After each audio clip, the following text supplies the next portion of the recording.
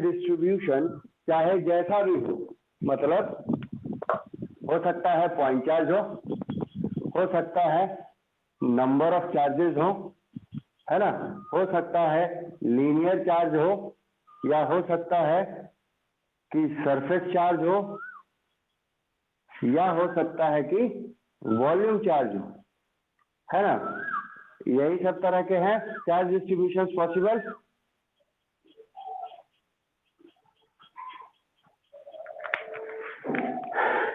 तो यहाँ पे तो टोटल चार्ज कितना होगा, क्यू हो जाएगा। यहाँ पे टोटल चार्ज क्या हो जाएगा, capital Q is equal to क्या होगा, अलजेब्रिक सम होगा इंडिविजुअल चार्जेस का, बहुत सारे चार्जेस हैं, है ना। यहाँ पे टोटल चार्ज कितना होगा, लैम्डा इंटू एल होगा। यहाँ टोटल चार्ज कितना होगा, सिग्मा इंटू एस होगा। और यहाँ पे टोटल चार्ज कितना होगा, रो इंटू वी होगा, यही ना होगा। दिख रहा है।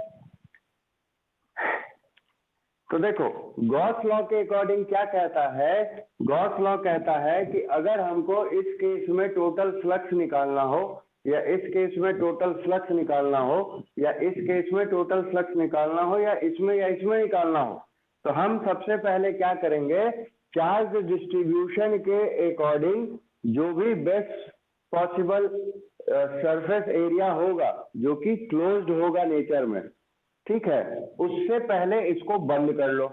तो ये पॉइंट चार्ज है तो स्फेयर के अंदर बंद कर सकते हैं, है ना। इसको भी मान लो स्फेयर के अंदर ही बंद कर लिया नंबर ऑफ चार्जेस को। वायर जो है कैसा होता है, सिलिंड्रिकल होता है। तो वायर के लिए जो सबसे अच्छा शेप है वो क्या है, इसको बंद करने के लिए सिलेंडर ही है।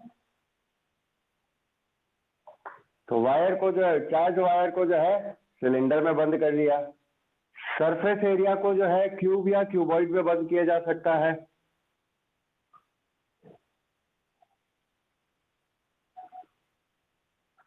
तो जैसे गिफ्ट पैक करते हैं वैसे ही इन चार्ज डिस्ट्रीब्यूशंस को हम लोग पैक कर लेते हैं।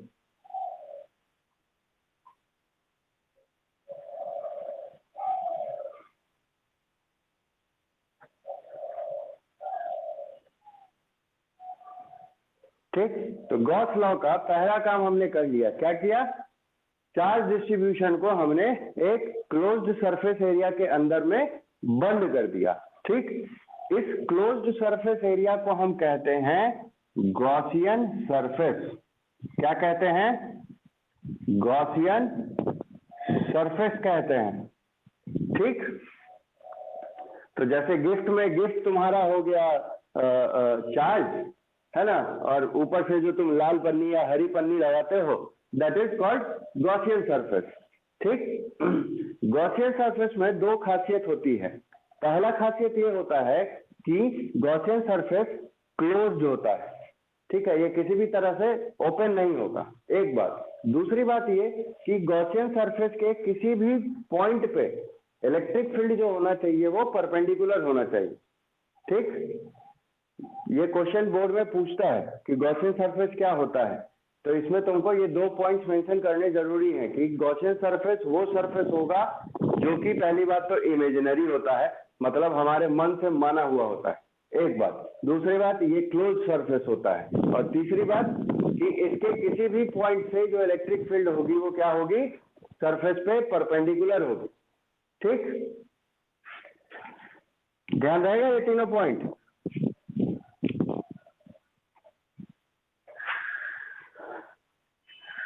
बोलेगा नहीं कोई,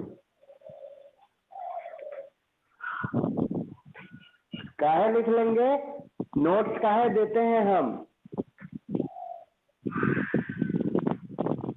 सर पढ़िएगा तब ना दिखेगा सर।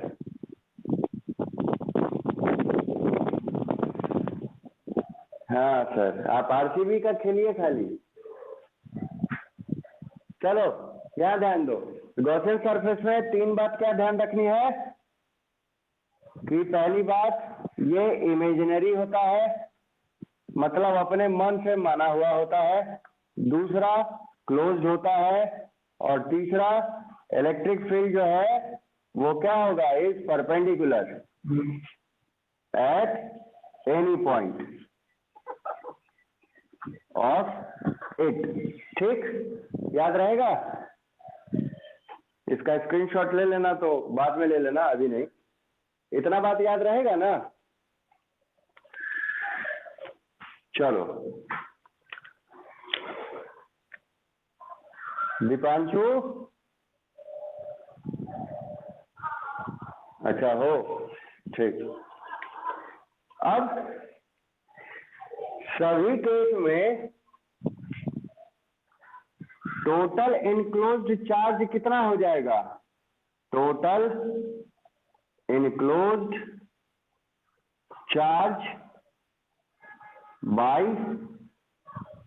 गॉसियन सरफेस, वो कितना होगा? सिंबल में तो हमने Q जो है वो लिख रखा है, इसको भी स्मॉल q ही कर दो। Small q is equal to Q1 plus Q2 plus Q3, इस तरह से। तो टोटल इनक्लोज्ड चार्ज कितना? Q है ना? Q की अपनी वैल्यूज होंगी।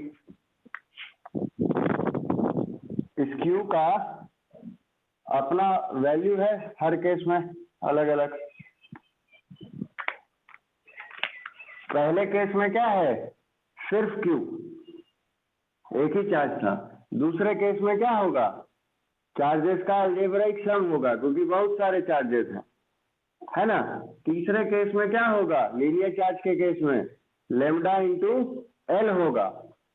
चौथे केस में क्या होगा, सरफेस चार्ज है, तो या तो सिग्मा इंटू एस होगा, शीट अगर थिन है तब, या फिर सिग्मा इंटू 2s होगा अगर शीट थिक है। ये फॉर्मूला कब लगेगा, जब शीट थिन हो। ये फॉर्मूला कब लगेगा, जब शीट थिक हो। ठीक, जब मोटी शीट होगी तो दोनों तरफ का सरफेस एरिया हम कंसीडर करेंगे, और शीट जब पतली हो तो कोई एक ही तरफ का सरफेस एरिया हम कंसीडर करते हैं। ठीक है, और लास्ट वाले में चार्ज का वैल्यू कितना हो जाएगा, रो इंटू वॉल्यूम हो जाएगा। इस बात में कोई दिक्कत?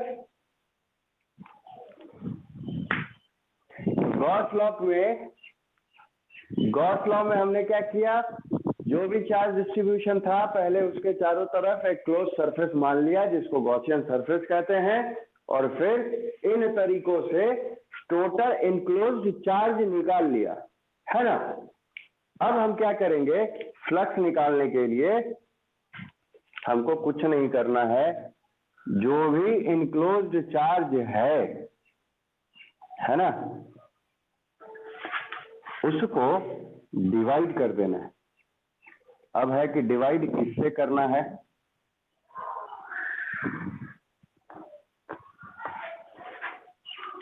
तो टोटल चार्ज को हमको डिवाइड कर देना है एप्सिलॉन नॉट की वैल्यू से। एप्सिलॉन नॉट क्या था, एब्सोल्यूट परमिटिविटी थी, इसकी वैक्यूम की, है ना। तो टोटल इनक्लोज्ड चार्ज जो भी वैल्यू मिलेगा उसको एप्सिलॉन नॉट से डिवाइड कर देना है। ठीक, मतलब Q बाई एप्सिलॉन नॉट, है ना। तो जहां जहां टोटल चार्ज की वैल्यू लिखे हो, एप्सिलॉन नॉट से बस भाग देते चलना है। तो ये हमको क्या दे देगा, ये हमको इलेक्ट्रिक फ्लक्स की वैल्यू दे देगा। ठीक, तो इस केस में फ्लक्स का वैल्यू होगा Q बाय एप्सिलॉन नॉट। इस केस में फ्लक्स का वैल्यू होगा total charge by epsilon not. इस केस में फ्लक्स का वैल्यू होगा lambda L by epsilon not.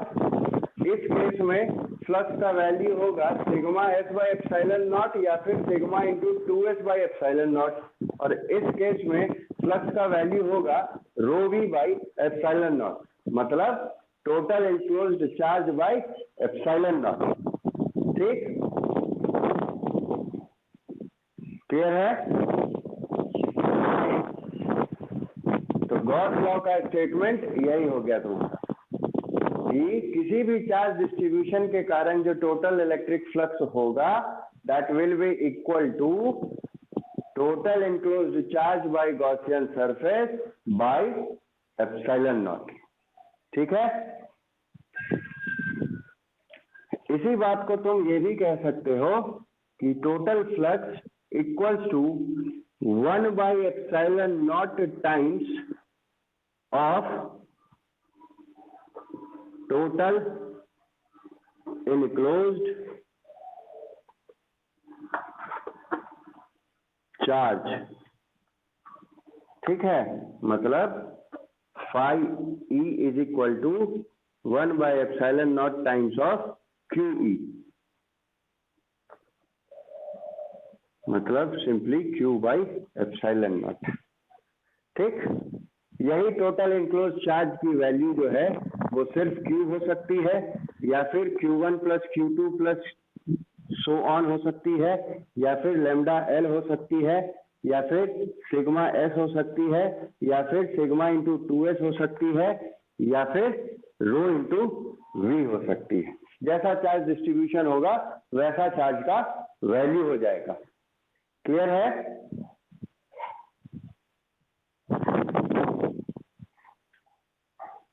सारा बच्चा, गॉस लॉ में कोई दिक्कत?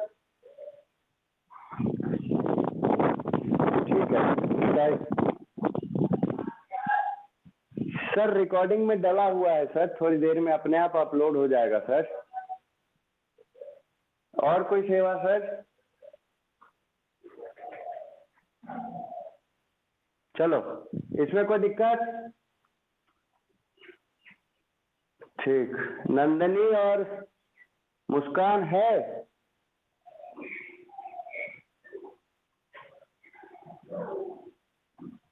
नहीं है।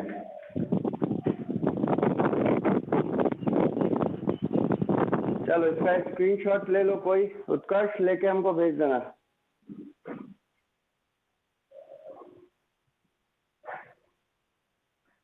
हो गया? चलो, अब बात होती है कि गॉस लॉ का इस्तेमाल कहाँ पे है।